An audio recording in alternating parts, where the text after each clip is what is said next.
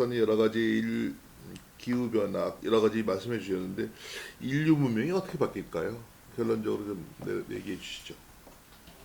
실제로 이제 저도 이제 관심을 많이 가지고 있는 게 이제 결국 이 지구의 문명의 역사를 보면요, 결국 기후에 의해서 다 붕괴되거나 멸망했거든요. 아까 말씀드렸던 메소포타미아 문명도 초기 문명들이 결국 가뭄과 한파로 붕괴돼서 사라졌고요. 이집트 문명 같은 경우도 이제 우리가 이제 고왕조라고 얘기를 하죠. 그다음에 이제 중왕조로 넘어온 사기가 브랭크가 상당히 오랜 시간이 있습니다. 이 고왕조 시기 때는 실제로 굉장히 번성을 했거든요. 그러니까 우리가 이제 기후학적으로 할 때 그때 사하라 사막이 이제 지금처럼 사막이 아니었어요 그때는. 네. 근데 이제 기후 변화로 그쪽이 사막지대로 변하면서 문명이 붕괴되는 이런 게 있었고요. 인더스 문명 같은 경우 들었습니다. 실제로 이제 초기에 그 문명을 갖다 그 만들었던 문명들도 결국 가뭄 때문에 사라졌고요. 그런데 그 다음에 이제 북쪽에서 내려온 민족들에서 지금의 인도가 이제 만들어진 것이고요. 그런 것에 비해서 중국의 항암 문명은 상당히 덜 영향을 받은 거네요. 중국 같은 경우는요. 뭐 산업혁명 전까지는 중국이 실제로 상당히 세계 강국이었으니까요. 왜 그러냐면은 워낙 넓은 나라였고, 네. 그다음에 대치를 할 수가 있었다는 얘기죠. 우리 저 중국의 황하 문명도 보면 한때 브랭크가 나와요. 네. 근데 그럼에도 불구하고 그 밑에는 양자가 문명이 있지 않습니까? 네, 남쪽 네, 네, 문명이 네. 있거든요. 대체 문명. 예, 이게 이제 남쪽이 원래 철 위로 먼저 철 문명이 이제 북쪽으로 올라왔는데 이런 것들이 대치가 되는 바람에 굉장히 강국으로 유지가 됐던 것이지, 네. 그걸 대체할 수 있는 수단이 없었던 문명들은 사는 주민들이 결국 살 수가 없으니까 다른 쪽으로 사라져 버린 그 문명이 우리가 붕괴됐다고 얘기하는 거거든요. 네, 네.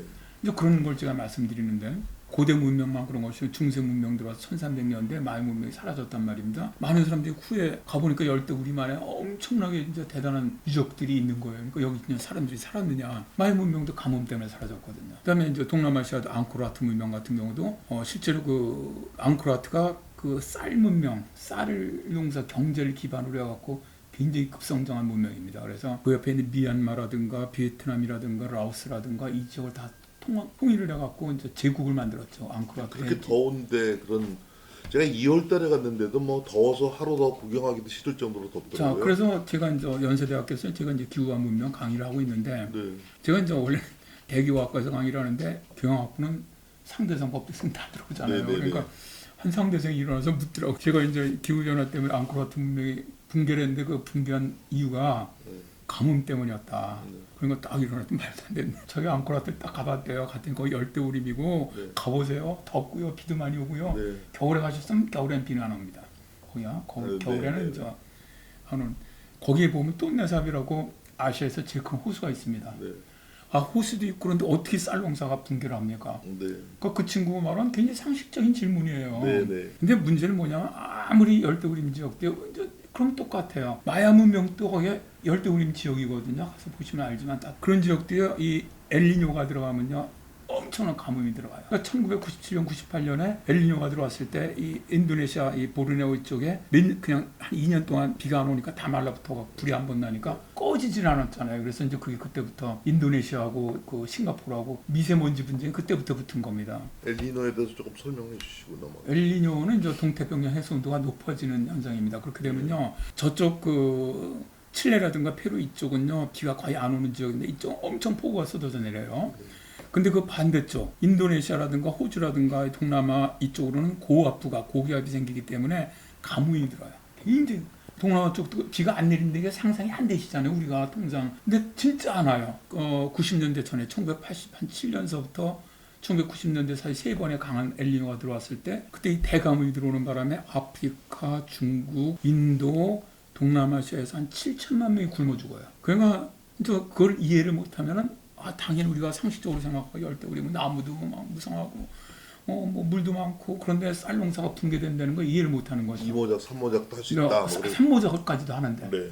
그런데 못했거든요. 그러다 보니까 물 관계 수로까지 다 무너져 버리고, 그러니까 그냥 그대로 사람이 살 수가 없으니까 거기서 먹을 게 없으니까 어디론가 갔겠죠. 네. 거기 살던 사람들이 뭐 인도로 갔든 어디로 갔든 하여튼 갔을 때고, 그 문명은 결국 없다 보니까 그 문명이 밀림 안에 그냥 그대로 사라졌다가 한 500년 후죠. 프랑스 선교사가 그쪽으로 가보니까 뭐 이게 뭐야 도대체. 엄청 문명이 있었더라는 거죠. 제가 이제 이게 뭘 말씀드리고 싶으냐면은 고대로부터 중세까지 우리가 생각할 수 없는 아주 엄청 강력한 문명도 기후변화가 붕괴시킬 수 있는 힘을 가지고 있다는 거예요. 자, 이게 그러면 제가 이런 걸 강의할 때 학생들이 그런 얘기를 해요. 아, 그러면 그건 중세 때까지도 아직 이 국가의 힘도 약하고 전체적인 뭐 경제력도 그렇고 뭐 그러니까 그럴 수 있지 않습니까?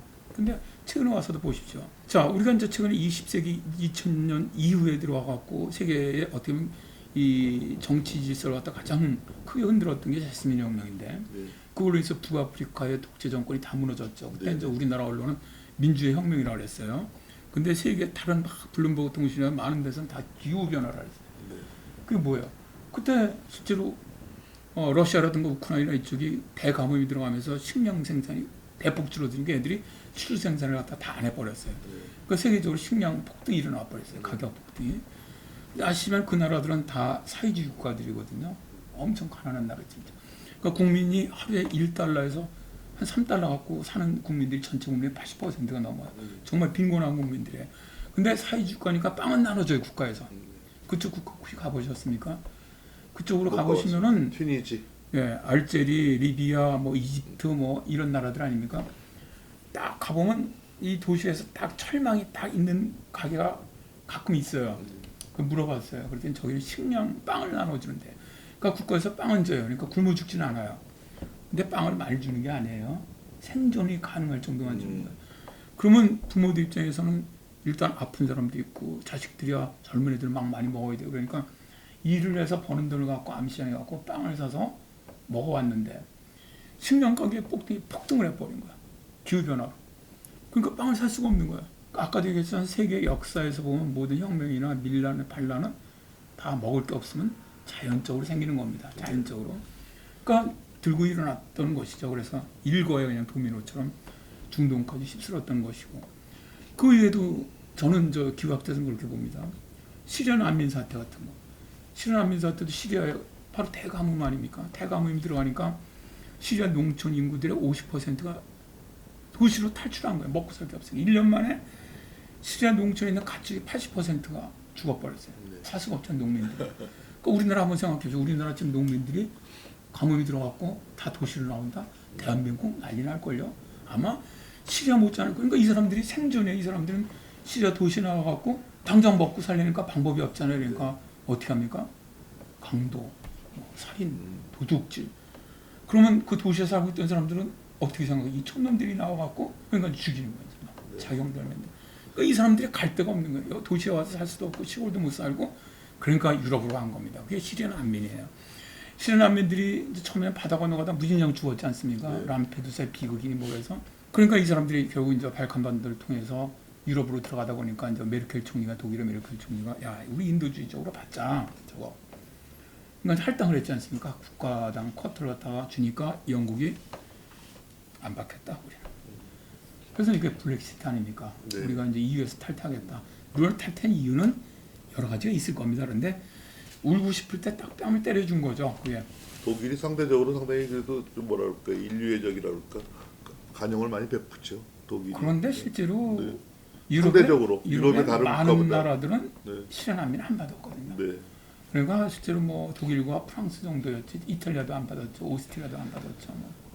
박사님이 아까 튀니지의 제스민 혁명, 제스민이라는 것이 튀니지의 국화라고 그러죠. 네네, 국화입니다. 제가 부경대 국제지역학부 교수로서 국제적인 문제를 종합학문적으로 다뤄야 한다라고 네. 할 때 맨날 예로 드는 것이 그 튀니지의 제스민 혁명입니다. 네. 그러니까 제스민 혁명이 그냥 민주화운동 말씀하신 대로 민주화운동을 해갖고 그게 뭐 북아프리카, 중동에 번졌다 이것뿐만 아니라 제스민 혁명이라는 것이 아까 말씀하신 식량 자연재해에서 식량 부족이 되고 일자리가 없어지고 일자리가 없어지니까 그거를 뭐 길거리에서 장사하는 청년이 뭐 단속 걸려갖고 이런 식으로 네, 연계된다 맞습니다. 그런 얘기했습니다. 근데 이제 문제는 이런 것들이 앞으로 더 심각해진다는 거죠. 네. 제가 초도에서 말씀드렸지만 우리가 정말 기후 이탈 시대로 접어든다. 어떻게 될 것이냐. 지금 이제 기후 난민이라고 그러죠. 먹고 살 게 없으니까 이제 다른 나라로 이동해 가는 사람들 우리가 이제 기후 난민이라고 그런단 말입니다. 네. 아시아에도 기후 난민들 많습니다. 지금. 네. 지금 이제 예를 들어서 이게 지금 인구가 한 6억 정도 보고 있는데 네. 기후 난민을 앞으로 그게 기하급수적으로 늘어날 거로 보고 있어요. 네. 어떻게 할 것이냐는 거죠. 미국 방송 미래 예측을 제가 보다 보니까 깜짝 놀랐던 게 지금 어쨌든 기후 변화로 해서 중남미 쪽 그러니까 이제 중미 지금 멕시코라든가 이제 중남미 저쪽 남미 북쪽 이쪽 지역이 현재 가뭄이 심각해질 거로 예상을 하고 있어요. 지금 기후 변화에서는 지금도 이제 그쪽에 못 사는데 그나마 이제 기후 변화로 점점 못 살게 되면 그 사람들이 어디로 가겠습니까? 이제 미국으로 올 수밖에 없어요. 네. 근데 아시겠지만 미국도 지금 남부 쪽은 가뭄이 굉장히 심하게 들고 있거든요. 지금 네.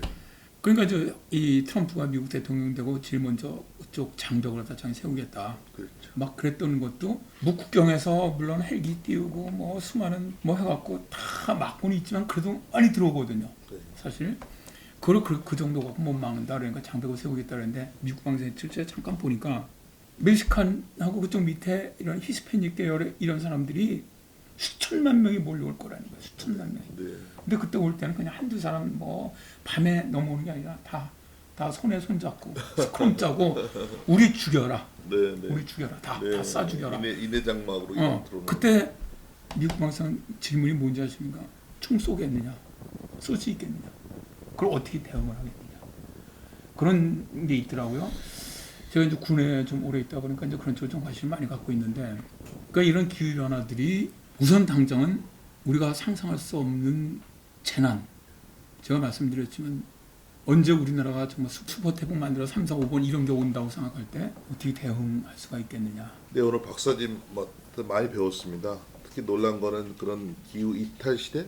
네. 그게 이제 2030년부터 시작할 수 있다는 얘기 참 걱정이 되네요. 또 장시간 감사합니다. 네, 고맙습니다. 네.